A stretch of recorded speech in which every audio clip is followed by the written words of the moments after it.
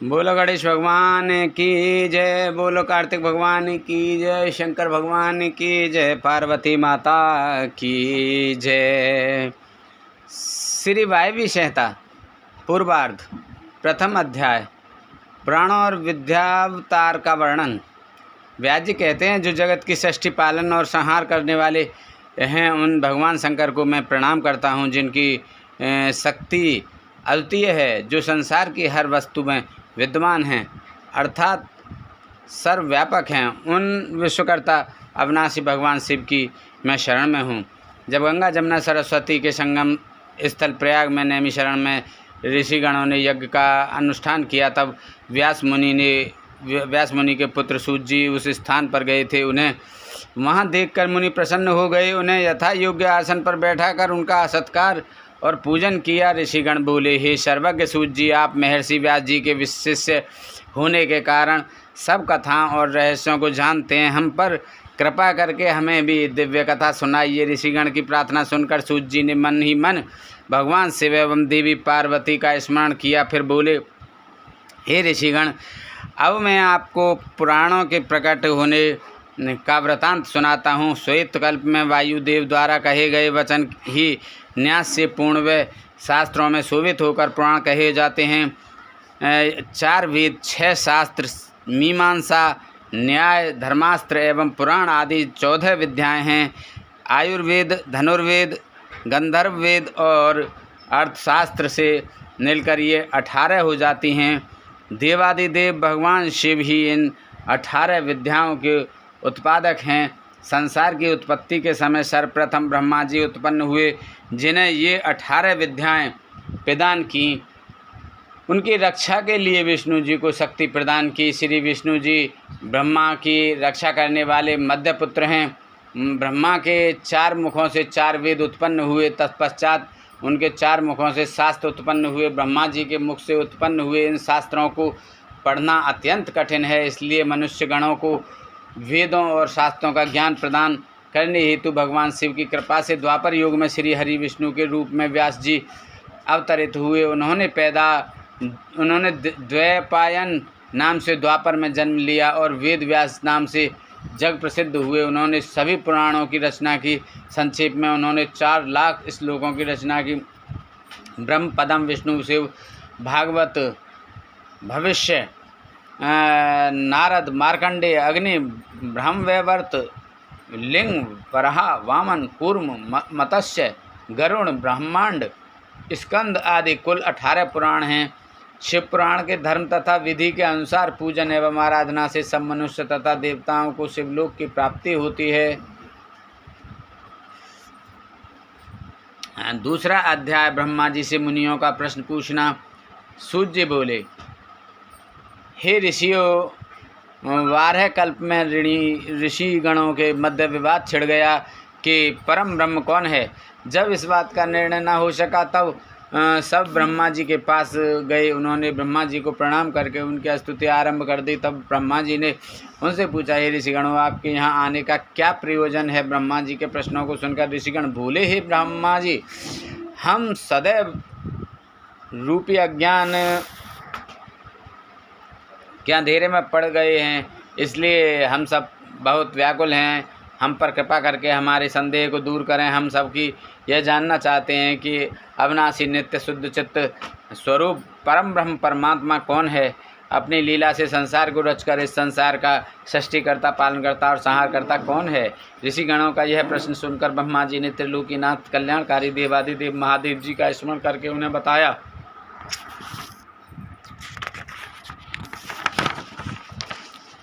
तीसरा अध्याय नैमिषारण्य कथा।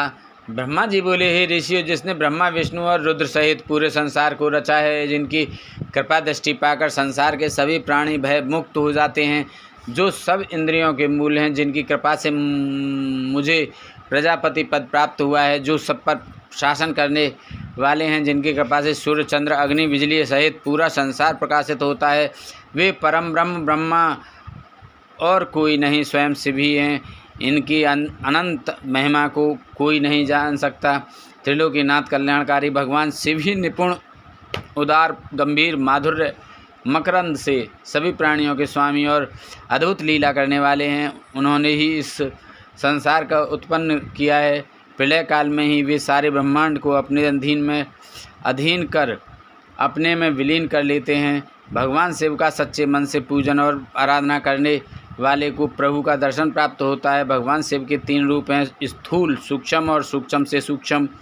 स्थूल रूप को देवता, सूक्ष्म रूप को योगीजन और तीसरे अर्थात अत्यंत सूक्ष्म रूप को शिवजी के परम भक्त और शिव व्रत का उत्तम पालन करने वाले ही देख सकते हैं।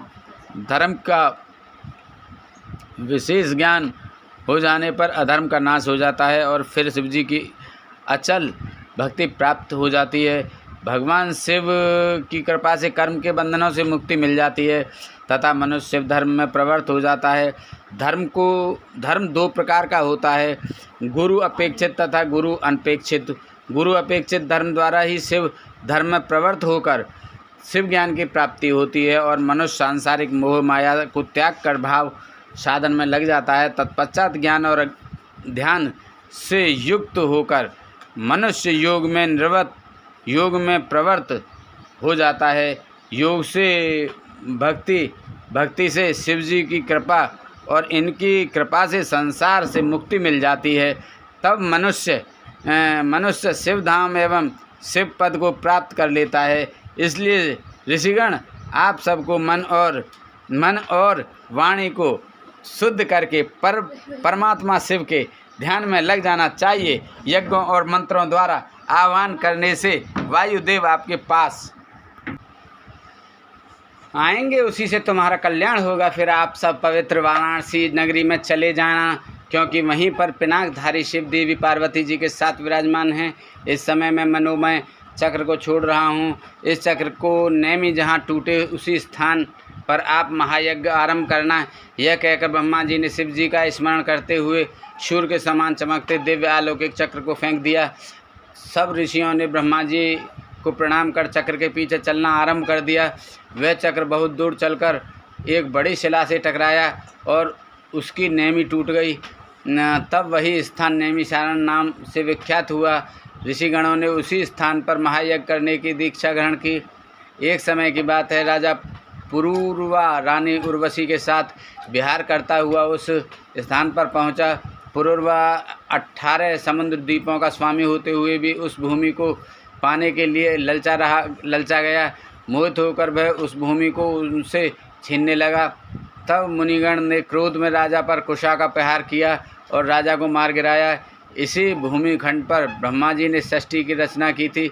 इस भूमिखंड को पाकर ऋषिगण बहुत प्रसन्न और आनंदित हुए। 4था अध्याय, वायु आगमन। सूर्य जी बोले, ऋषिगण, उन भाग्यशाली ऋषियों ने नैमिषारण्य क्षेत्र में भगवान शिव को प्रसन्न करने के लिए 10,000 वर्ष तक यज्ञ किया।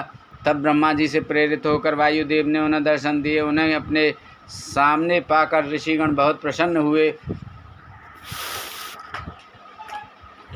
ऋषिगण ने वायुदेव को उत्तम आसन देकर उनका बहुत आदर सत्कार किया।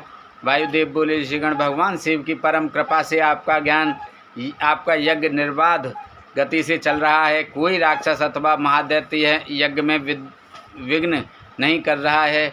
फिर भी क्या आपको इस यज्ञ में कोई कष्ट हुआ है?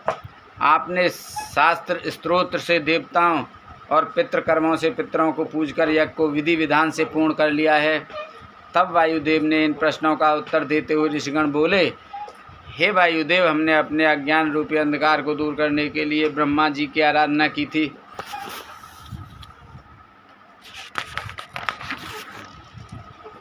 तब उन्होंने प्रसन्न होकर हमें इस महायज्ञ को करने के लिए कहा था। उन्होंने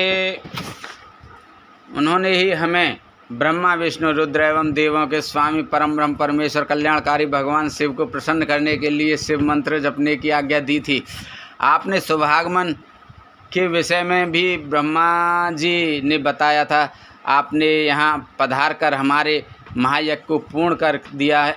आपके दर्शन पाकर हम सब जीवन सफल हुआ और हम सब कृतार्थ हुए। 5वां अध्याय, शिव तत्व वर्णन।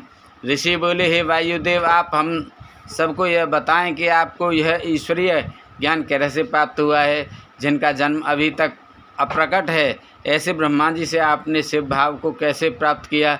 प्रभु हमारी इस जिज्ञासा को शांत करें और हमें ज्ञान प्रदान करें। ऋषिगण के वचन सुनकर वायुदेव बोले, हे ऋषिगण, 21वें श्वेत रूप नामक कल्प में ब्रह्मा जी ने ब्रह्मांड की रचना करने के लिए भगवान शिव को प्रसन्न करने हेतु कठोर तपस्या की। तब उनकी कठोर तपस्या से प्रसन्न होकर कल्याणकारी शिव ने उन्हें अपने स्वरूप के दर्शन दिए। तत्पश्चात उन्हें परम शिव तत्व ज्ञान का उपदेश दिया। अपनी तपस्या के प्रभाव से ही मुझे ब्रह्म ज्ञान की प्राप्ति हुई है। सर्वप्रथम मुझे पशुपाशपति संज्ञा ज्ञान प्राप्त हुआ। इस ज्ञान को वस्तु विनाशक माना जाता है। चेतन और प्रकृति दोनों का नायक ज्ञान ही है। पशुपाश एवं पति को तत्वज्ञ कहते हैं। क्षर प्रकृति, अक्षर पुरुष और इन दोनों का प्रेरक परमेश्वर है। प्रकृति माया है, माया ही महेश्वर की परम शक्ति है। जीव अपने कर्मों का फल भोगने के लिए ही माया से आच्छादित रहता है। ऋषि बोले, हे वायुदेव, कालादि क्या है? उसका कर्म व फल क्या है? भोग किसे कहते हैं और भोग के साधन क्या हैं? वायुदेव बोले, ऋषिगण, कला, विद्या, राग, काल और नियति का भोक्ता मनुष्य है। हमारा शरीर ही भोग का साधन है। जब शिव शक्ति की भावना प्रबल होती है तब मनुष्य शिव स्वरूप हो जाता है। विद्या ज्ञान बढ़ाती है, राग को कला बढ़ाती है, सुख दुख से मोहित होकर आत्मा सत्व, रज और तम गुणों को भोगती है। पंचभूत, पंच तंत्रात्मा, पंच तन्मात्रा, पंच ज्ञानेंद्रिय, पंच कर्मेंद्रिय, प्रधान बुद्धि, मन, अहंकार विकार युक्त हैं। श्रेष्ठ पुरुषों ने आत्मा को भिन्न माना है। मनुष्य अपने कर्मों का ही फल भोगता है। ईश्वर सर्वज्ञ और अगोचर है, वह ही अंतर्यामी कहलाता है। शरीर तो दुखों की खान है, वह नश्वर है और नष्ट हो जाता है। संसार में आकर वह जन्म मरण के चक्र में घूमता रहता है। आत्मा कभी नहीं मरती, वह अमर है। आत्मा एक के बाद दूसरा शरीर धारण कर लेती है। जीवात्मा ज्ञानहीन होने के कारण सुख दुख भोगने के लिए स्वर्ग और नरक में जाती है। 6वां अध्याय, शिव तत्व ज्ञान वर्णन। ऋषि बोले, हे वायुदेव, पशु और पश के स्वामी कौन हैं? तब ऋषिगणों का प्रश्न सुनकर वायुदेव बोले, हे ऋषियों, पशु और पाश के निवारक परमेश्वर हैं। परमेश्वर सर्वव्यापक हैं, उसने ही संसार का निर्माण किया है। ईश्वर के प्रेरणा से ही जीव संसार में जन्म लेता है। परमात्मा ही सबका करता है। जिस प्रकार अंधे मनुष्य को कुछ दिखाई नहीं देता, उसी प्रकार मनुष्य भी परमेश्वर को नहीं देख पाता। पशु एवं पाश को जब ज्ञान प्राप्त होता है तो ब्रह्मज्ञानियों को मुक्ति मिल जाती है। परमेश्वर महाज्ञानी और मायावी हैं, वे सारे संसार को अपने अधीन कर लेते हैं। वही संसार की सृष्टि, पालन और संहार करने वाले हैं। त्रिलोकीनाथ देवादिदेव भगवान शिव ही परमेश्वर हैं। उन्होंने ही आकाश और पृथ्वी की रचना की है। उन्होंने ही सभी जीवों एवं देवताओं को रचा है। अतः वे ही पुराण पुरुष हैं। अपनी अपार अलौकिक शक्ति से उन्होंने पूरे त्रिलोक की रचना की है और उसका पालन करते हैं तथा समय आने पर इसका विनाश भी स्वयं कर देते हैं। संसार रूपी वृक्ष के 2 पत्ते हैं, जीवात्मा और परमात्मा। जीवात्मा अपने कर्म के फल को भोगती है और परमात्मा उसका लेखा जोखा रखते हैं। परमात्मा का प्रकाश एवं तेज चारों ओर फैला हुआ है। गुहोपनिषद के अनुसार परम ब्रह्म को जानने वाला मनुष्य जन्म मरण के बंधनों से मुक्त हो जाता है। इसलिए सदाशिव की भक्ति कर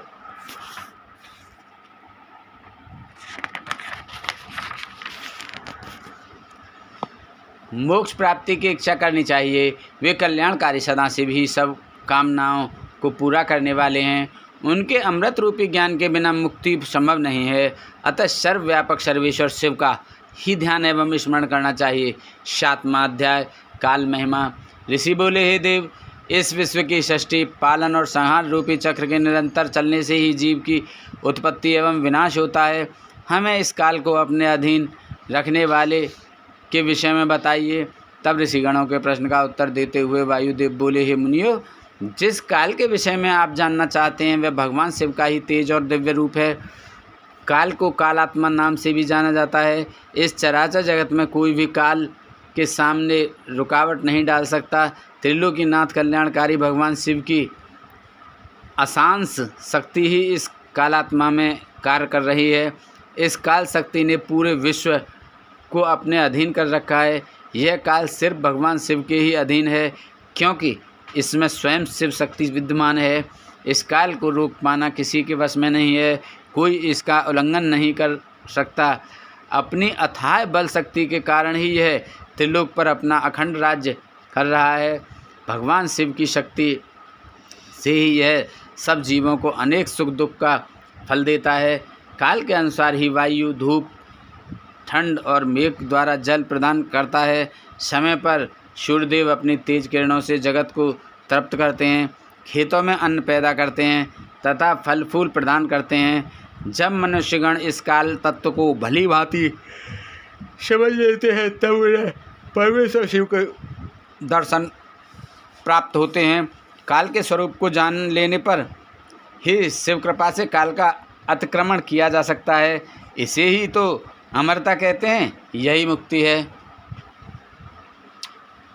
ऋषिगण बोले, हे वायुदेव, अब आप हम पर कृपा करके आयु का परिमाण और संख्या के बारे में बताइए। वायुदेव बोले, हे ऋषिगण, प्रलय काल आने तक की अवधि ही पूर्ण काल की अवधि है। 15 निमेष की काष्ठा होती है। 30 काष्ठाओं का एक मुहूर्त अर्थात दिन रात 15 दिन रातों का एक पक्ष होता है। इस प्रकार महीने में 2 पक्ष, शुक्ल पक्ष और कृष्ण पक्ष होते हैं। पितरों के दिन और रात क्रम से शुक्ल पक्ष और कृष्ण पक्ष होते हैं। 6 महीने का एक अयन होता है। 2 अयन पूरे होने पर 1 वर्ष पूरा हो जाता है। मनुष्यों का 1 वर्ष देवताओं के 1 दिन और रात के बराबर होता है। मनुष्यों की 1 अयन के दक्षिण होने पर दक्षिणायन अर्थात देवताओं की रात और उत्तर होने पर उत्तरायण अर्थात देवताओं का दिन होता है। इस प्रकार मनुष्यों के 308 वर्ष पूरे होने पर देवताओं का 1 वर्ष पूरा होता है। देवताओं के वर्षों से युगों की गणना होती है। सतयुग, त्रेता, द्वापर और कलयुग नामक 4 युग कहे जाते हैं। इसमें सतयुग देवताओं के 4 सहस्त्र वर्षों का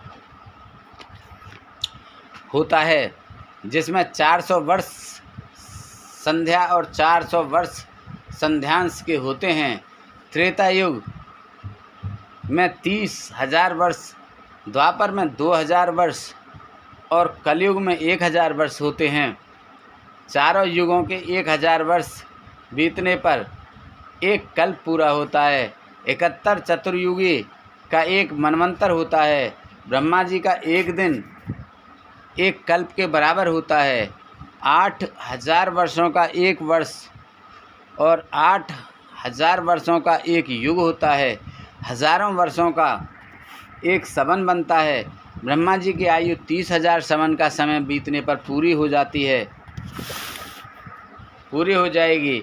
इस प्रकार ब्रह्मा जी की पूरी आयु श्री हरि विष्णु के 1 दिन के बराबर है। श्री हरि विष्णु की आयु रुद्र के 1 दिन के बराबर मानी गई है। रुद्र की आयु पूरी होने पर ही काल की गणना पूरी होती है। त्रिलोकीनाथ भगवान शिव की कृपा से ही 5,40,000 वर्षों की उनकी आयु में षष्ठी का आरंभ से अंत हो जाता है। परंतु भगवान शिव अविनाशी हैं, काल उनको अपने वश में नहीं कर सकता। ईश्वर का एक दिन षष्ठी की उत्पत्ति तथा रात उसका संहार होती है।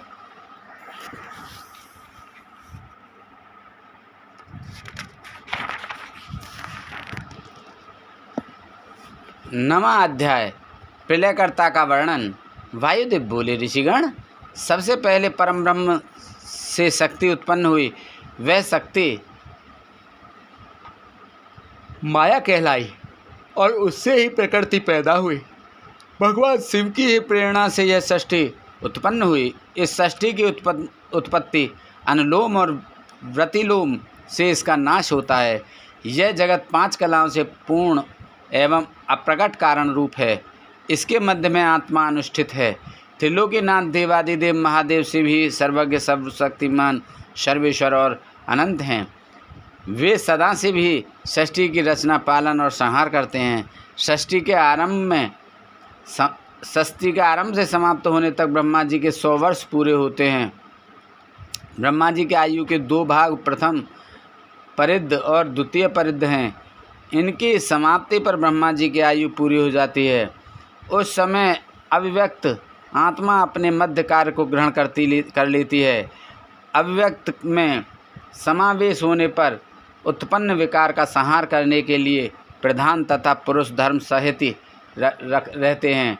सत्वगुण एवं तमोगुण से उत्प्रोत दोनों प्रकृति पुरुष व्याप्त हैं।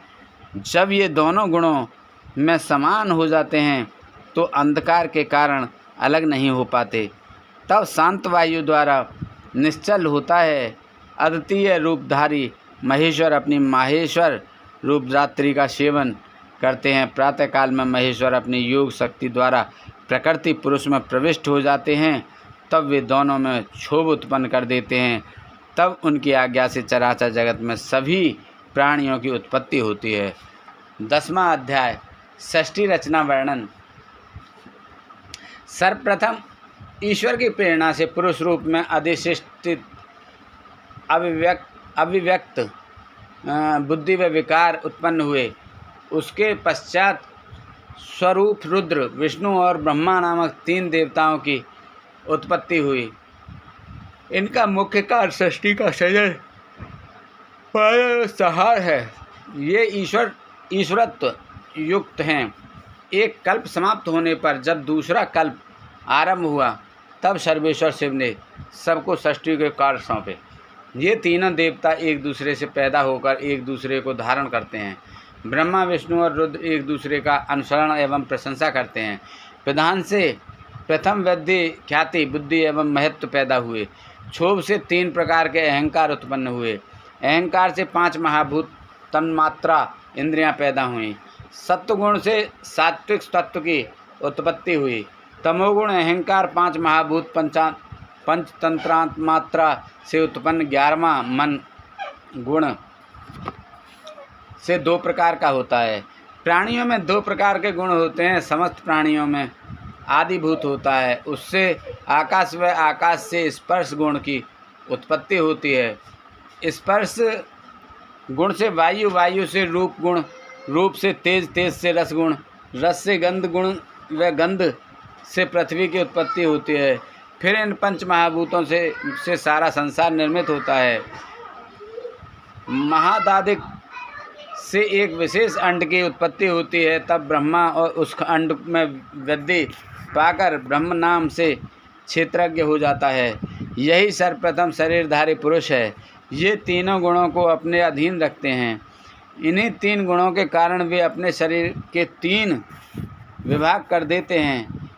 सृष्टि कार्य में ब्रह्मा, पालन में विष्णु एवं संहार कार्य में रुद्र कार्य करते हैं।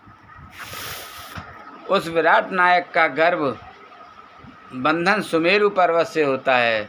समुद्र का जल उसका गर्भाशय है एवं इस अंड में लोक निवास करते हैं।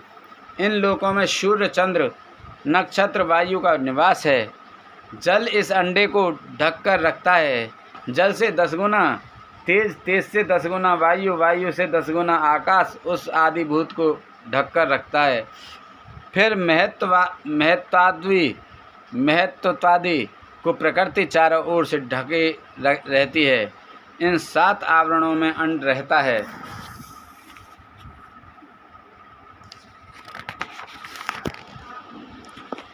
इस प्रकार से 8 प्रकृतियाँ हैं। अभिव्यक्त द्वारा ही संपूर्ण संसार निर्मित हुआ है और उसी में विलय भी हो जाता है। काल के अधीन गुण भी सम और विषम होते हैं। गुणों की कमी अथवा विशेषता होने पर सृष्टि की रचना होती है और इसका समानत्व होने पर प्रलय हो जाता है। ब्रह्मा की यही योनि है और यह अंड ही ब्रह्मा का निश्चयात्मक क्षेत्र है।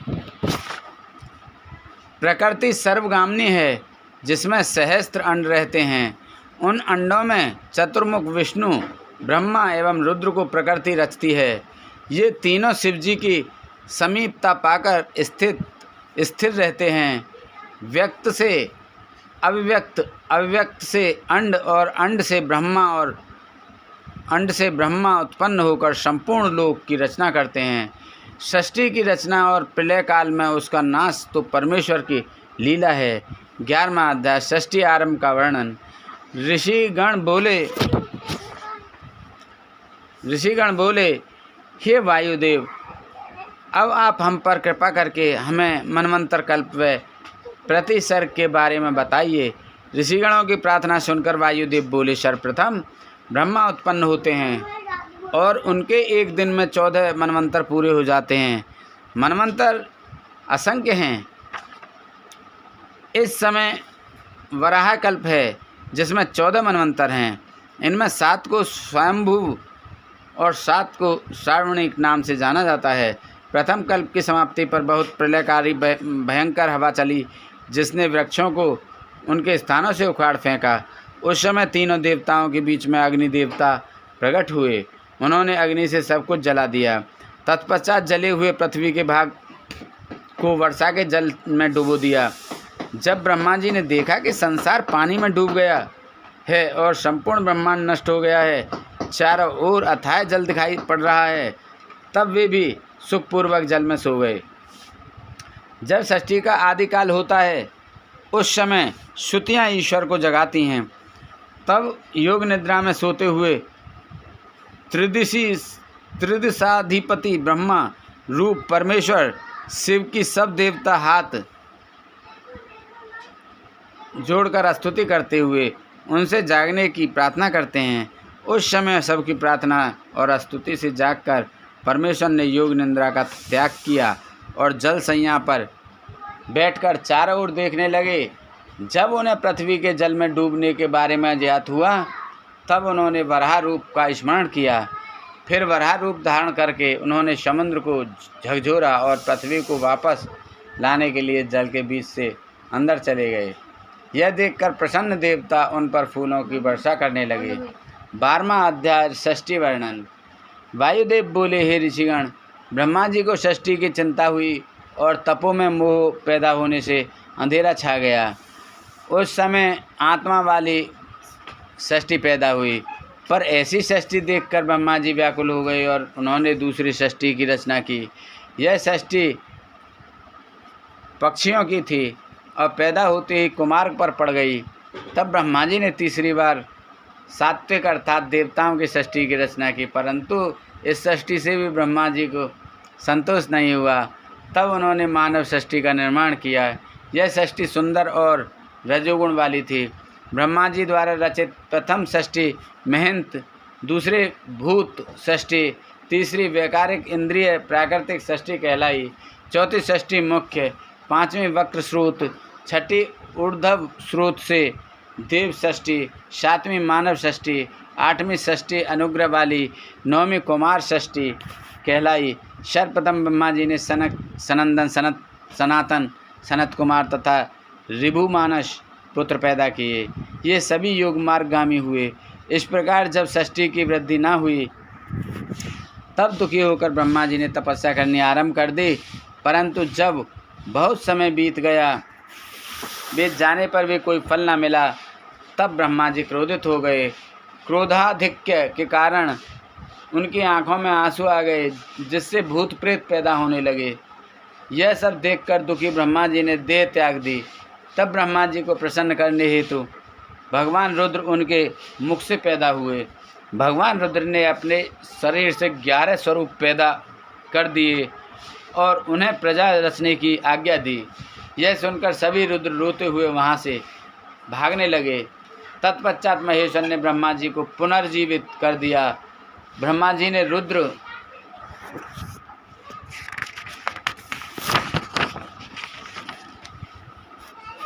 से प्रश्न पूछा कि आप कौन हैं? तब रुद्र बोले, मैं ही परम ब्रह्म परमेश्वर हूँ और तुम्हारी इस सृष्टि में तुम्हारे पुत्र के रूप में जन्मा हूँ।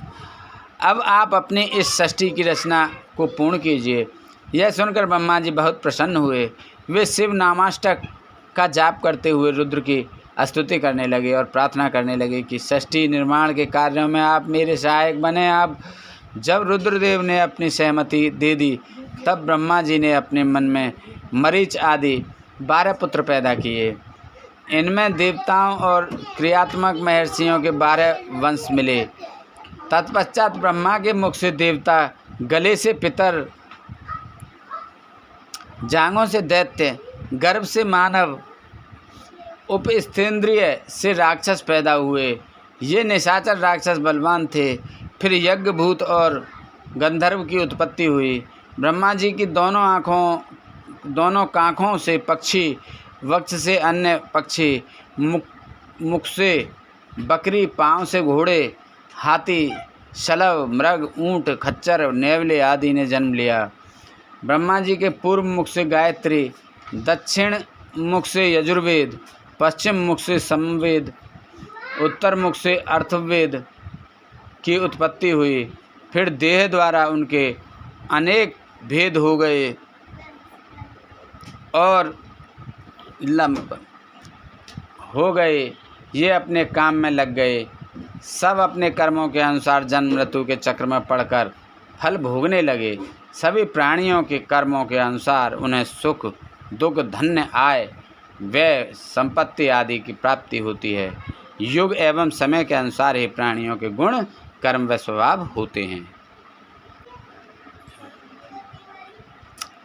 13वां अध्याय ब्रह्मा विष्णु की षष्ठी का वर्णन। ऋषि बोले, हे वायुदेव, षष्ठी का आरंभ होने पर पहले महेश्वर ब्रह्मा और विष्णु को उत्पन्न करते हैं। फिर अपनी लीला के अनुसार संसार की रचना करते हैं। फिर प्रलय आने पर सबका विनाश कर देते हैं। इस अनुसार तो महेश्वर ही सर्वशक्तिमान हैं। फिर वे ब्रह्मा जी के पुत्र किस प्रकार हो सकते हैं? कृपा कर हमारे इस संदेह को दूर कीजिए। ऋषियों के वचन सुनकर वायुदेव बोले, हे मुनियों, महेश्वर ने इस सृष्टि के निर्माण, पालन और संहार के लिए ब्रह्मा, विष्णु और रुद्र को उत्पन्न किया। यह सब तो उनकी लीलाएं हैं जो कि विभिन्न कल्पों में बदलती रहती हैं। किसी कल्प में ब्रह्मा, विष्णु और रुद्र को उत्पन्न करते हैं तो किसी में विष्णु, ब्रह्मा और रुद्र को प्रकट करते हैं। किसी कल्प में तीनों एक दूसरे को प्रकट करते हैं। मेघ वाहन कल्प में श्री हरि विष्णु ने मेघ रूप में 10,000 वर्षों तक पृथ्वी को धारण किए रखा। तब प्रसन्न होकर महेश्वर ने विष्णु जी को अव्यय शक्ति प्रदान की। यह देखकर ब्रह्मा जी के मन में ईर्ष्या उत्पन्न हो गई। उन्होंने विष्णु जी को वहाँ से भेज दिया और स्वयं भगवान महेश्वर की शरण में पहुँच गए। महेश्वर को प्रणाम करके उनकी स्तुति करने लगे और बोले, प्रभु, आपने ही अपने वाम अंग से विष्णु और दक्षिण अंग से मुझ ब्रह्मा को पैदा किया है। फिर हम दोनों शक्ति और सामर्थ्य में भिन्न क्यों हैं? क्या विष्णु मुझसे अधिक आपके भक्त हैं? भगवान, कृपा कर इस अंतर को दूर करें। ब्रह्मा जी की प्रार्थना और स्तुति से प्रसन्न होकर महेश्वर ने उन्हें विष्णु जी के समान शक्ति प्रदान कर दी। प्रसन्न होकर ब्रह्मा जी विष्णु के पास पहुँचे। उस समय विष्णु जी क्षीर सागर में योग निद्रा में शयन कर रहे थे। ब्रह्मा जी ने उन्हें योग निद्रा से जगाने का बहुत प्रयत्न किया, परंतु वे ना जगे। तब क्रोधित होकर ब्रह्मा जी विष्णु जी की सैया में चढ़कर उन्हें अपनी छाती से लगाने लगे। उसी समय विष्णु जी वहाँ से अंतर्ध्यान हो गए। जब लक्ष्मी जी को विष्णु जी कहीं ना दिखाई दिए तो वे भी अंतर्ध्यान हो गईं। तब ब्रह्मा जी की भक्तियों के मध्य से विष्णु जी प्रकट हो गए और फिर उनमें द्वंद्व युद्ध होने लगा। यह सब भगवान शिव भी बिना प्रकट हुए देखने लगे, परंतु जब ब्रह्मा विष्णु का युद्ध किसी भी तरह समाप्त नहीं हुआ तब वे उन दोनों के मध्य प्रकट हो गए। शिव जी की कृपा से उन दोनों के क्रोध का निवारण हो गया। 14वां अध्याय रुद्र की उत्पत्ति। वायुदेव बोले, हे ऋषिगण, जब ब्रह्मा जी के विभिन्न कल्पों में यह देखा कि मेरे द्वारा रचित सृष्टि का विकास नहीं हो रहा है, अर्थात वह बढ़ नहीं रही है, तब वे बहुत दुखी हुए। तब उनका दुख मिटाने के लिए महेश्वर की इच्छा से काल स्वरूप रुद्र भगवान ब्रह्मा के पुत्र के रूप में जन्मे। ब्रह्मा जी की प्रार्थना पर उन्होंने ब्रह्मा जी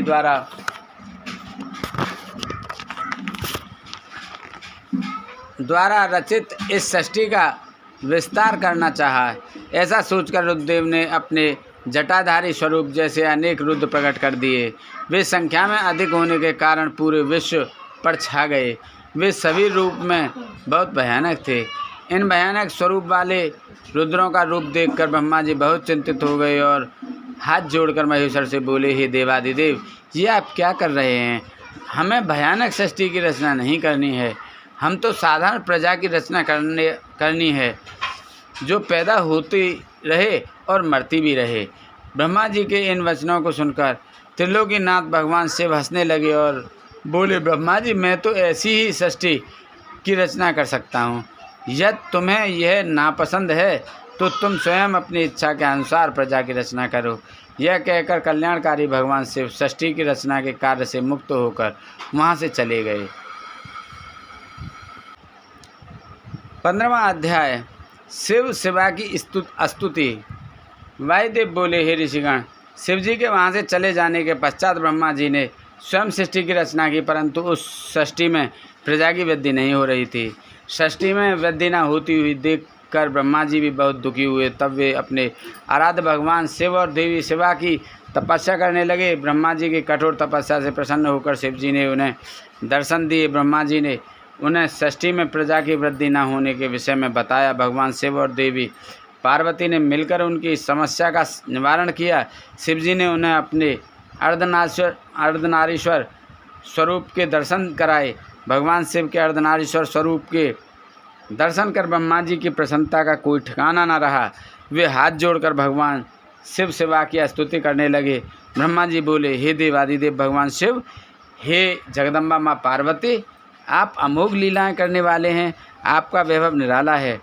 मैं आपकी शरण में आया हूँ, कृपा कर मुझ दीन पर अपनी कृपा दृष्टि करें। इस प्रकार ब्रह्मा जी भगवान शिव शिवा की अनेकों स्त्रोतों से स्तुति करने लगे। 16वां अध्याय मैथुनी षष्ठी की उत्पत्ति। वायुदेव बोले, हे ऋषिगण, जब ब्रह्मा जी ने विभिन्न स्त्रोतों से स्तुति की और भगवान शिव शिवा को प्रसन्न कर लिया, तब शिव जी बोले, ब्रह्मदेव, मैं आपकी मनोकामना अवश्य पूर्ण करूँगा।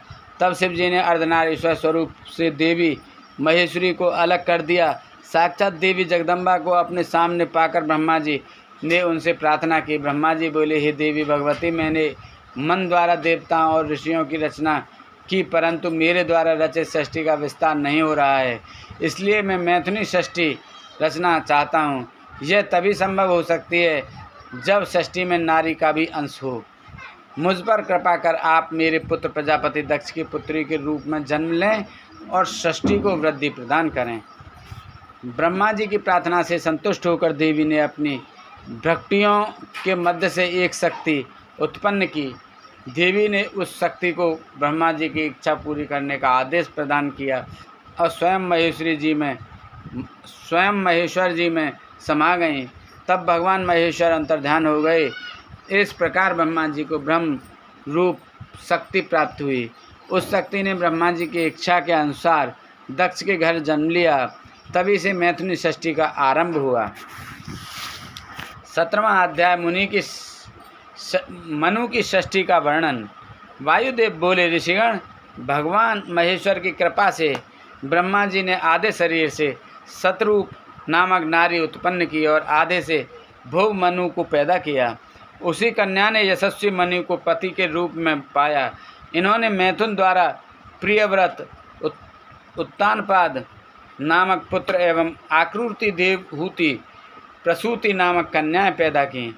आकृति और रुचि के दक्षिण और यज्ञ पुरुष नामक 2 पुत्र पैदा हुए और प्रसूति व दक्ष की 24 कन्याएं हुईं, जिनमें 13 कन्याओं का विवाह धर्म के साथ हुआ तथा अन्य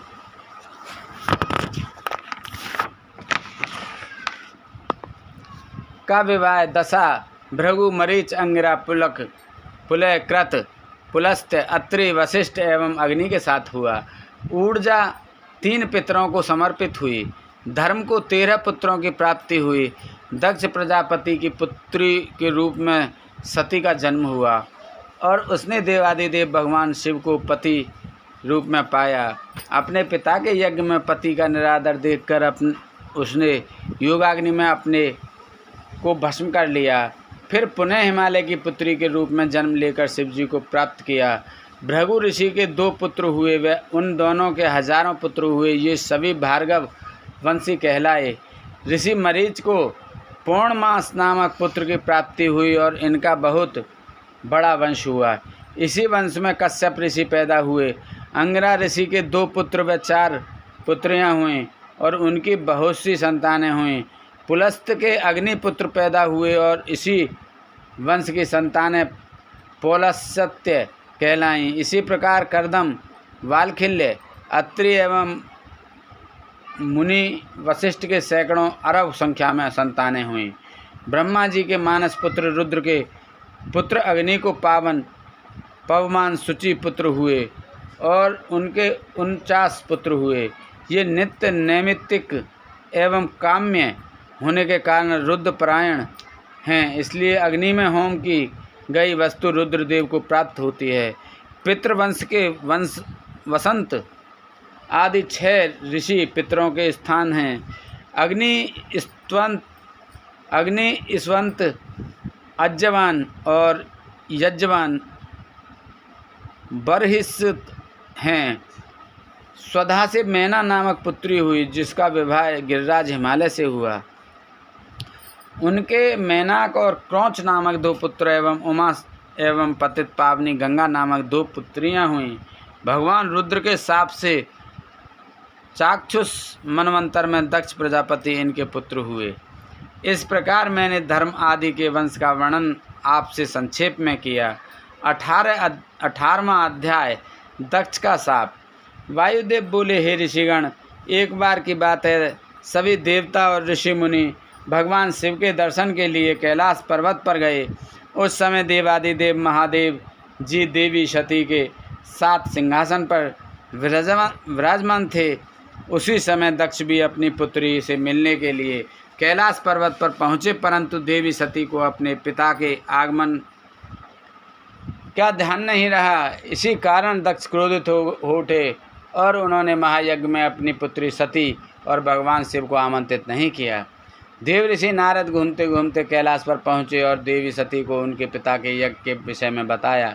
उन्होंने देवी सती को यह भी कहा कि दक्ष ने इस यज्ञ में सभी ऋषि मुनियों एवं देवताओं को आमंत्रित किया, परंतु आपको और भगवान शिव को नहीं बुलाया है।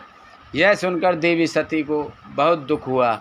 उन्होंने भगवान शिव से अपने पिता द्वारा किए जा रहे यज्ञ में जाने की आज्ञा मांगी। शिव ने सती को बहुत समझाया कि बिना बुलाए उनका अपने पिता के घर जाना भी व्यवहार की दृष्टि से उचित नहीं है, लेकिन सती ने तो वहां जाना ठान लिया था। वह शिव का अपमान करने के लिए अपने पिता को भी दंडित करना चाहती थीं। तब वे अपने पति की आज्ञा लेकर नंदी पर सवार होकर अपने पिता के यज्ञ में पहुँची। यज्ञ में सती को देखकर उसके पिता को बहुत क्रोध आया। सती बोली, हे पिताजी, मैं आपकी कन्या हूँ, आपने मुझे यज्ञ में क्यों नहीं बुलाया? मेरे पति शिव तो सबके स्वामी हैं। यह चराचर जगत उन्हीं के अनुकंपा से चलता है। उन्हीं तो आपने पूछा भी नहीं। आपने उनका अपमान करके अच्छा नहीं किया। देवी सती के वचन सुनकर दक्ष अत्यंत क्रोधित होकर बोले, मेरी अन्य सभी कन्याएं व उनके पति सुपात्र एवं पूजनीय हैं। सब देवता तथा ऋषि मुनि भी पूजनीय हैं, इसलिए वे सब यज्ञ में आमंत्रित किए गए हैं, परंतु तुम और तुम्हारा पति इस यज्ञ में आने योग्य नहीं हो। अपने पिता के ऐसे वचन सुनकर सती को बहुत दुख हुआ और वे बोली, शिव निंदा सुनना, शिव द्रोह करना है, मैं अपने पति की निंदा नहीं सुन सकती। यह कहकर उन्होंने योगाग्नि में अपने शरीर को भस्म कर दिया। उधर जब शिव जी को पता चला कि उनकी पत्नी का यज्ञ में अपमान हुआ है, तब उन्होंने दक्ष को शाप दे दिया। उसी शाप के फलस्वरूप चाक्षुष मनवंतर में दक्ष प्रचेता के पुत्र के रूप में जन्मे और दक्ष के अन्य जमाता वैवस्वत मनवंतर में भी वरुण देहधारी के रूप में पैदा हुए।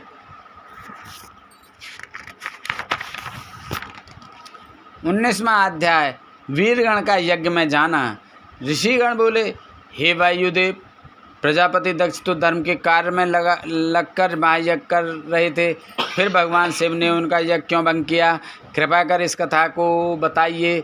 तब ऋषिगणों की जिज्ञासा शांत करने के लिए वायुदेव बोले, हे ऋषिगणों, गिरिराज हिमालय की तपस्या के फलस्वरूप देवी जगदम्बा ने उनके घर में जन्म लिया और भी पार्वती का विवाह भगवान शिव से हो गया। प्रजापति दक्ष ने अश्वमेध यज्ञ का आयोजन किया। उस यज्ञ में वसु, मरुदगण, अश्विनी कुमार, पितर, आदित्य, विष्णु आदि सभी देवता एवं ऋषि मुनियों को आमंत्रित किया, परंतु भगवान शिव को नहीं बुलाया। जब परम शिव भक्त दधीची ने उस यज्ञ में शिवजी को उपस्थित नहीं देखा, तब उन्हें ज्ञात हुआ कि शिवजी को निमंत्रित नहीं किया गया है। वे क्रोधित होकर बोले, इस यज्ञ में जगत के स्वामी भगवान शिव को क्यों आमंत्रित नहीं किया गया? वे पूजनीयों के भी पूजनीय हैं, फिर तुम उनका पूजन क्यों नहीं कर रहे हो? दधीची ऋषि के इन वचनों को सुनकर दक्ष बोले, हे ब्रह्म ऋषि, यहाँ 11 रुद्र तो उपस्थित हैं और अन्य रुद्रों को हम नहीं जानते। इसी यज्ञ के अधिष्ठा श्री हरि विष्णु हैं। तब क्रोधित दधीची यज्ञ को छोड़कर चले गए। उधर भगवान शिव ने यह जानकर कि उनकी प्राण वल्लभा का यज्ञ में अपमान हो रहा है, वीरभद्र नामक गण को उत्पन्न किया। वीरभद्र हाथ जोड़कर शिव जी को प्रणाम करके उनकी स्तुति करते हुए बोला, हे देवादिदेव, मेरे लिए क्या आज्ञा है? भगवान शिव ने उसे आदेश देते हुए कहा, हे वीरभद्र, तुम अपने योद्धाओं के साथ प्रजापति दक्ष के यज्ञ में जाओ और यज्ञ का विध्वंस कर दो, फिर दक्ष को भी नष्ट कर देना। देवादिदेव की यह आज्ञा पाकर वीरभद्र ने अपने शरीर से हजारों करोड़ों गण उत्पन्न किए। फिर आनंदपूर्वक यज्ञ का विध्वंस करने के लिए सेना सहित चल पड़ा। 20वां अध्याय दक्ष यज्ञ का वर्णन। वायुदेव बोले, हे ऋषिगण, वीरभद्र अपने गणों के साथ प्रजापति दक्ष के यज्ञ में पहुंच गए। उस समय वेद मंत्रों के घोष से पूरा यज्ञ मंडप गूंज रहा था। वहां पहुंचकर वीरभद्र ने सिंह गर्जना की। वीरभद्र की इस भीषण गर्जना से हाहाकार मच गया।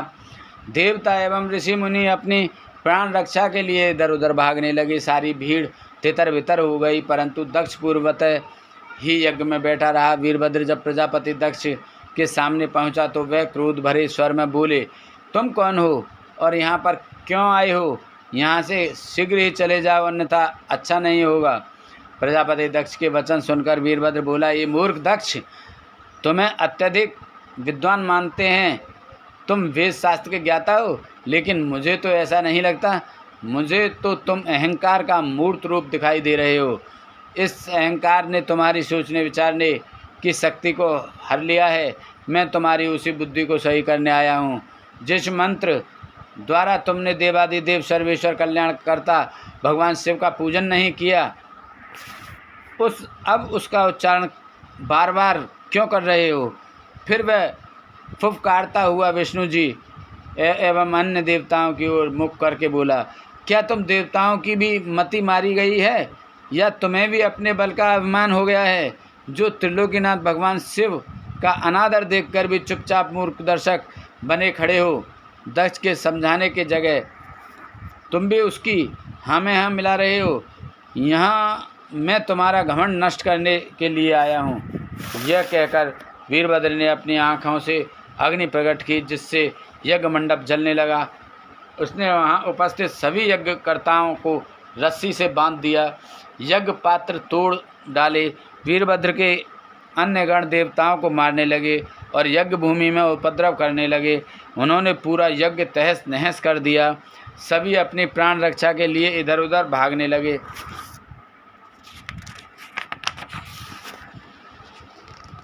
21वां अध्याय श्री हरि विष्णु एवं वीरभद्र का युद्ध। वायुदेव बोले, हे मुनियों, वीरभद्र एवं उनके गणों का उपद्रव देखकर सभी देवता भयभीत होकर इधर उधर भागने लगे, परंतु वीरभद्र का संकेत समझकर उनके गणों ने सभी को चारों ओर से घेर लिया। सब भागने में असमर्थ थे। वीरभद्र हाथों में त्रिशूल लेकर सब देवताओं पर प्रहार कर रहे थे। वीरभद्र ने सरस्वती की नासिका, अत्ति का हाथ, अग्नि की बाहु, भगदेव की आँखें, पूषा के दांत तोड़कर घायल कर दिया। इस प्रकार का दृश्य देखकर सभी भयभीत थे। दक्ष ने श्री हरि विष्णु से यज्ञ की रक्षा करने की प्रार्थना की। तब भगवान विष्णु वीरभद्र के साथ युद्ध करने के लिए आगे आए। तभी वीरभद्र के सामने एक दिव्य रथ आ गया। उसी समय शंख बजने लगे। युद्ध का आरंभ होने पर सब देवता एवं ऋषिगण वहाँ वीरभद्र और श्री हरि विष्णु का युद्ध देखने लगे। श्री हरि ने शार्ग धनुष पर बाण चढ़ाकर वीरभद्र पर प्रहार किया तो वीरभद्र ने भी अपने धनुष पर टंकार की। दोनों ओर से भयानक बाण वर्षा होने लगी। वीरभद्र द्वारा चलाए गए एक एक भयानक तीर ने श्री हरि विष्णु को मूर्छित कर दिया। वे पृथ्वी पर गिर पड़े। कुछ देर पश्चात होश में आने पर वे पुनः युद्ध करने लगे। वीरभद्र ने विष्णु जी के सभी वारों को बेकार कर दिया। फिर विष्णु जी व उनके वाहन गरुड़ को भी घायल कर दिया। तब क्रोधित होकर विष्णु जी ने सुदर्शन चक्र उठा लिया और उसे वीरभद्र पर चलाया, परंतु शिव जी की कृपा से वह चल ही नहीं पाया। 22वां अध्याय देवताओं पर शिव कृपा। तत्पश्चात वीरभद्र के अन्य गणों ने भी सभी देवताओं को बंदी बना लिया। तब ब्रह्मा जी वीरभद्र से प्रार्थना करने लगे कि वे देवताओं को दंड न दें। तब वीरभद्र उन सब देवताओं को बांधकर शिव जी के पास ले गए। शिव जी के समक्ष पहुंचकर श्री विष्णु बोले, हे देवादिदेव, आप सत्वगुण, रजोगुण और तमोगुण के स्वामी हैं, सब विद्याओं के भंडार हैं और अभिमानियों के अभिमान का नाश करने वाले हैं। आप ही दुखियों के दुखों को दूर करने वाले हैं। ब्रह्मा जी बोले, हे कृपा निधान, आपके भक्त वीरभद्र ने दक्ष का यज्ञ पूरा तहस नहस कर दिया है। उसने अनेक देवताओं को घायल कर दिया है। वीरभद्र ने प्रजापति दक्ष को भी मार दिया है। प्रभु, हम सब हाथ जोड़कर आपकी शरण में आए हैं। हम सब पर कृपा करें, हमारे दुखों को दूर करें, हमारे अपराध को कृपा करके क्षमा करें। ब्रह्मा जी की इस प्रार्थना को सुनकर शिव जी ने उन पर कृपा की। शिव जी ने दक्ष के सिर पर बकरे का सिर लगाकर उसे पुनर्जीवित कर दिया। जीवित होने पर दक्ष शिव जी से क्षमा याचना करने लगा और उनकी स्तुति करने लगा। तत्पश्चात त्रिलोकीनाथ शिव की कृपा से सभी देवता के सारे घाव सही हो गए और जो देवगण मर गए थे वे पुनर्जीवित हो गए। सब देवता सर्वेश्वर शिव की महिमा का गान करते हुए वापस लौट गए। 23वां अध्याय मद्राचल पर निवास। वायुदेव बोले, हे ऋषिगण, एक बार की बात है, मद्राचल पर्वत ने शिव जी को प्रसन्न करने के लिए कठोर तपस्या की। प्रसन्न होकर भगवान शिव ने देवी पार्वती सहित वहां निवास किया। उस समय मद्राचल पर्वत अनेक मणियों से चमकता हुआ अनेक गुफाओं से शोभायमान हो रहा था। शिव जी पार्वती जी के साथ वहां अनेक लीलाएं रचने लगे। इस तरह बहुत समय बीत गया। दूसरी ओर संसार में प्रजा का विकास तेजी से हो रहा था। उसी समय शुंभ और निशुंभ नाम के दो दानवों ने ब्रह्मा जी की कठोर तपस्या करके उनसे अवध रहने का वर मांग लिया था। ब्रह्मा जी ने वर देते हुए कहा कि यदि तुम जगदम्बा के अंश से उत्पन्न कन्या को पाने की अभिलाषा करोगे तो निश्चय ही तुम्हारा विनाश हो जाएगा। तब उन्हें वर देकर ब्रह्मा जी अंतर्ध्यान हो गए। वरदान पाकर शुंभ निशुंभ बलवान होने के साथ साथ अभिमानी भी हो गए थे। उन्होंने देवताओं पर आक्रमण करके देवताओं को हरा दिया और इंद्र के स्वर्गासन पर अपना कब्जा कर लिया। दोनों ने धर्म का नाश करना शुरू कर दिया। पूरा संसार उनके अत्याचारों से दुखी हो रहा था। सब देवता दुखी होकर भगवान शिव की शरण में गए। तब शिव जी ने उन्हें आश्वासन देकर भेज दिया।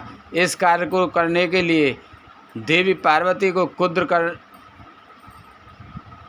क्रुद्ध करना आवश्यक था, इसलिए शिव जी ने स्त्रियों की बुराई करनी शुरू कर दी। तब क्रोधित होकर देवी बोली, हे स्वामी, आपको मेरा सांवला रंग नहीं सुहाता है, इसलिए आप ऐसी बातें कर रहे हैं। अब मैं जा रही हूँ और ब्रह्मा जी की तपस्या करूँगी। यह कहकर क्रोधित देवी पार्वती वहाँ से चली गईं। 24वां अध्याय काल का उत्पत्ति। वायुदेव बोले, इस प्रकार क्रोधित होकर देवी वहाँ से चली गईं। फिर वे अपने माता पिता से मिलने के लिए हिमालय पहुँची और फिर उनका आशीर्वाद लेकर तपस्या करने के लिए चली गईं। परम दिव्य और मनोरम स्थान देखकर वे तपस्या में बैठ गईं। वे प्रतिदिन स्नान करके धूप दीप आदि से पूजन करती और मन में ब्रह्मा जी का स्मरण करते हुए उनकी आराधना करनी आरंभ कर दी। एक दिन भगवती तपस्या में लीन थीं।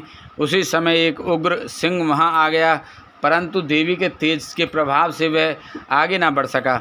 वह दिन रात मूर्ति बनकर वहीं देवी के सामने खड़ा रहा। उसे देखकर देवी ने सोचा कि यह सिंह हिंसक जानवरों से मेरी रक्षा करने के लिए यहाँ खड़ा है।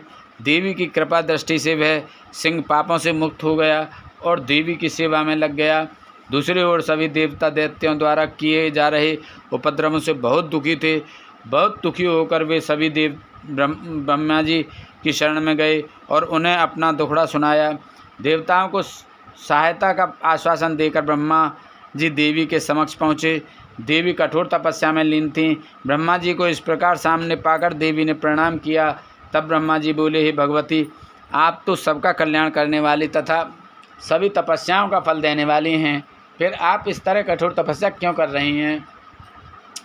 ब्रह्मा जी के पूछे प्रश्न का उत्तर देते हुए देवी बोली, हे ब्रह्मा जी, सृष्टि के आरंभ में आप भगवान शिव से उत्पन्न हुए हैं, इसलिए आप मेरे पुत्र हैं। प्रजावृद्धि के लिए भगवान रुद्र आपके मस्तक से प्रकट हुए, इसलिए आप मेरे ससुर हैं। अपना दुख आपको बताकर मैं उससे मुक्त होना चाहती हूँ। मैं अपना काले रंग का शरीर त्याग कर गोरी बनना चाहती हूँ। तब ब्रह्मा जी ने कहा, हे देवी, जैसा आप चाहती हैं वैसा ही होगा। आप अपने काले वर्ण का त्याग कर गौर वर्ण धारण करें। देवी, आपका वही काला वर्ण दैत्यराज शुम्भ निशुम्भ का वध करके इस संसार को उनके पापों से मुक्त करेगा। तभी देवी ने काले रंग का त्याग कर गोरा रंग धारण कर लिया।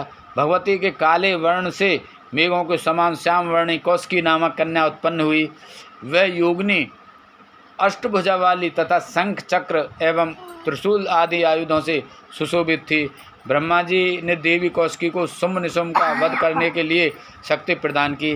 तब देवी कौशिकी ब्रह्मा जी व देवी को प्रणाम कर विंध्याचल पहुंची। उन्होंने शुम्भ निशुम्भ का वध कर देवताओं को सुखी कर दिया। 25वां अध्याय, सिंह पर दया। वायुदेव बोले, हे मुनियों, देवी ने अपने काले वर्ण को अलग किया, जिससे देवी कौशिकी की उत्पत्ति हुई। फिर वह आशीर्वाद पाकर विंध्याचल पर चली गईं। तब देवी ने ब्रह्मा जी से कहा, हे ब्रह्मा जी, यह सिंह मेरा परम भक्त है। इसने मेरी अन्य हिंसक जीवों से रक्षा की है, इसलिए इसे मैं अपने साथ ले जाना चाहती हूँ। कृपा कर मुझे आज्ञा प्रदान करें। देवी की बात सुनकर ब्रह्मा जी बोले, देवी, मुझे तो यह कोई कपटी दैत्य लगता है जो सबको धोखा देने के लिए रूप बदल कर आया है, इसलिए आप इसे यहीं छोड़ दीजिए। ब्रह्मा जी के वचन सुनकर देवी गौरा बोली, हे ब्रह्मा जी, यह सिंह मेरी शरण में आया है और मेरी सेवा में दिन रात लगा रहता है, इसलिए मैं इसे ऐसे नहीं छोड़ सकती। ब्रह्मा जी बोले, देवी, यदि यह आपका परम भक्त है तो यह अवश्य ही निष्पाप होगा। आप जैसा उचित समझें करें। यह कहकर ब्रह्मा जी अंतर्ध्यान हो गए और देवी अपने सिंह पर सवार होकर भगवान शिव के पास वापस लौट आईं। 26वां अध्याय, गौरी मिलाप। वायुदेव बोले, हे ऋषियों, देवी ने वहां पहुंचकर भगवान शिव के चरणों की वंदना की। उन्हें इस प्रकार सामने पाकर शिव जी बहुत प्रसन्न हुए और उन्होंने देवी को हृदय से लगा लिया। तब शिव जी बोले, हे प्राणेश्वरी, आपका और मेरा प्रेम साधारण नहीं है।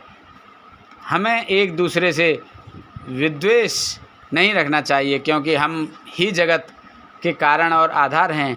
हमें कभी भी अलग नहीं होना चाहिए।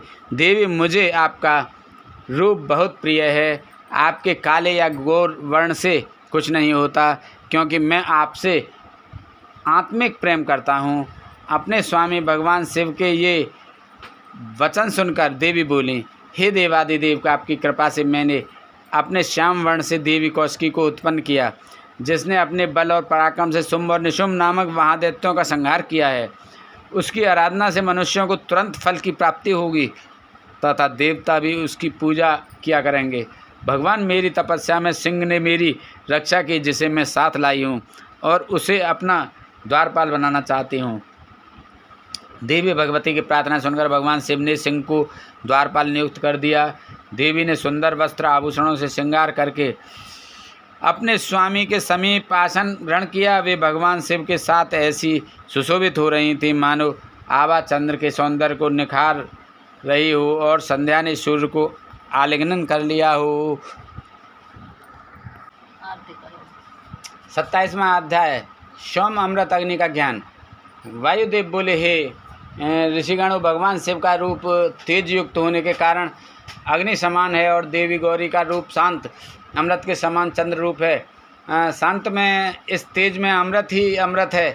यह विद्या एवं फल रस सभी प्राणियों में विद्यमान है। सूर्य रूप और अग्नि रूप के कारण तेज दो प्रकार का होता है।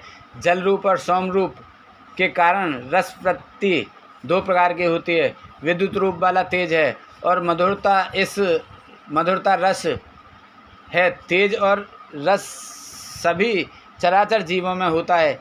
अमृत की उत्पत्ति अग्नि से होती है, इसलिए सुख की कामना के लिए अग्नि में अमृत की आहुति दी जाती है। हवि के लिए अन्न होता है और अन्न वृद्धि के लिए वर्षा होती है, तभी हवि वृद्धि देने वाली कही जाती है। अग्नि तथा अमृत संसार को धारण किए हैं। अग्नि जल कर सोम रूपी अमृत तक पहुंचाती है। इसलिए कालाग्नि नीचे जलाई जाती है और ऊपर से शक्ति सोम में अमृत टपकाती है। संसार के नीचे शक्ति है और ऊपर सदा से विद्यमान है। ये दोनों ही संसार को चलाने वाले हैं। एक बार इसी अग्नि ने संसार को जलाकर भस्म कर दिया था, इसलिए यह भस्म अग्निवीर कहलाई। इस भस्म में अग्नि मंत्र बोलकर स्नान करने वाला मनुष्य सांसारिक बंधनों से शीघ्र ही मुक्त हो जाता है। 28वां अध्याय 6 मार्गों का वर्णन। वायुदेव बोले, हे ऋषिगण, भगवान शिव और देवी पार्वती का रूप प्राकृतिक एवं मूर्त दो प्रकार का है। स्थूल चिंता रहित और सूक्ष्म चिंता सहित है। सब कार्यों को पूर्ण करने की शक्ति प्रकृति के पास है। इसे परमा देवी कुंडलिनी माया कहा जाता है। यह 6 मार्गों वाली है, जिनमें 3 शब्द हैं और 3 उनके अर्थ हैं। ये परा प्रकृति के भेद हैं। साध्य योग सब कलाओं में परिपूर्ण हैं। 6 भागों में विभक्त यह पराशक्ति भाव सत्व और शिव तत्व से व्याप्त है। शक्ति से आरंभ करके पृथ्वी तक सभी शिव तत्व से ही उत्पन्न हुए हैं। जिस प्रकार घड़ा मिट्टी से बना होता है, उसी प्रकार हर वस्तु का निर्माण शिव तत्व से हुआ है। 5 तत्वों से शुद्ध होने पर प्राण शिव तत्व के उत्तम स्थान को पा लेता है। विद्या कला से विश्वेश्वर की शुद्धि होती है। ऊर्ध्व मार्ग से शांति कला शुद्ध होती है। संसार का आधार रूप होकर जो शक्ति आज्ञा परा सेवी चित्ररूपा परमेश्वरी देवी है, उसे त्रिलोकीनाथ भगवान शिव ने संपूर्ण जगत में स्थिर कर रखा है। भगवान शिव पुरुष हैं और शक्ति स्त्री है। ये दोनों परस्पर पति पत्नी हैं, परंतु कई विद्वान इन्हें एक रूप ही मानते हैं। पराशक्ति शिव जी की आज्ञा से 3 गुण वाली है और कार्य के भेद 3 प्रकार के होते हैं। 6 मार्ग में विभक्त हो जाते हैं। ये शब्द व अर्थ रूप हैं तथा पूरे संसार में व्याप्त हैं। बोल शंकर भगवान की जय, बोल पार्वती माता की जय, बोल गणेश भगवान की जय, बोल कार्तिक जी की जय, बोल सभी दई देवतन की जय। ओम जय शिव ओंकारा, स्वामी भज शिव ओंकारा, ब्रह्मा विष्णु सदा शिव, ब्रह्मा विष्णु सदा शिव, रांगनी धारा। ओम जय शिव ओंकारा, एकानन चतुरानन पंचानन राज, हंसानन गरुड़ासन वृषवाहन साज। ओम जय शिव ओंकारा, 2 भुज 4 चतुर्भुज 10 भुज तिसो है, स्वामी 10 भुज अति सो है। तीनों रूप निरखता, तीनों रूप निरखता, त्रिभुवन जन मोहे। ओम जय शिव ओंकारा, अक्षमाला वनमाला मुंडमाला धारी, स्वामी मुंडमाला धारी। चंदन मृग मद सोह, चंदन मृग मद सोह, भोले शुभकारी। ओम जय शिव ओंकारा, श्वेतांबर पीतांबर बागंबर अंगे, स्वामी बागंबर अंगे। सनकादिक ब्रह्मादिक सनकादिक ब्रह्मादिक भूतादिक संगे ओम जय शिव ओंकारा। करके मध्य कमंडल चक्र त्रिशूल धरता स्वामी चक्र त्रिशूल धरता। जग करता जग भरता जग पर्तन करता ओम जय शिव ओंकारा। ब्रह्मा विष्णु सदा शिव जानत अब वेका स्वामी जानत अब वेका। प्रणवाक्षर में शोभित क्षर में शोभित ये तीनों एका ओम जय शिव ओंकारा। त्रिगुण स्वामी जी की आरती जो कोई नर गावे स्वामी प्रेम सहित गावे। कहत शिवानंद स्वामी भजत हरि हरि स्वामी मन वांछित फल पावे ओम जय शिव ओंकारा। जय शिव ओंकारा स्वामी भज शिव ओंकारा। ब्रह्मा विष्णु सदा शिव ब्रह्मा विष्णु सदा शिव अर्धांगिनी धारा ओम जय शिव ओंकारा। बोलो गणेश भगवान की जय, शंकर भगवान की जय, पार्वती माता की जय, कार्तिक भगवान की जय। जय शंकर जय शंकर शंकर जय शंकर पार्वती जय गौरा गौरा जय गौरा जय शंकर शंकर जय शंकर कैलाशपति जय शंकर शंकर जय शंकर कैलाशपति जय गौरा जय गौरा माँ पार्वती राम जय गौरा माँ पार्वती। जय शंकर जय शंकर कैलाशपति जय गौरा जय गौरा माँ पार्वती। जय गौरा माँ पार्वती। जय शंकर कैलाशपति जय गौरा माँ पार्वती। जय शंकर जय नमामि शंकर जय शंकर कैलाशपति जय गौरा जय गौरा माँ पार्वती। बोलो शंकर भगवान की जय, बोलो पार्वती माता की जय, बोलो कार्तिक भगवान की जय, बोलो गणेश भगवान की जय, बोलो सभी दई देवतन की जय। बोल तुलसा मैया, गंगे मैया, गैया मैया, संतोषी माता, पृथ्वी माता, कालका मैया की जय। बोल इंद्रदेव, चंद्रदेव, सूर्यदेव, पीरवार सिद्धवा भूमिया बाबा की जय। बोल सभी दई देवतन की जय। बोल सभी पितृगण, अग्निदेव, सूर्यदेव की जय। बोल हर हर महादेव।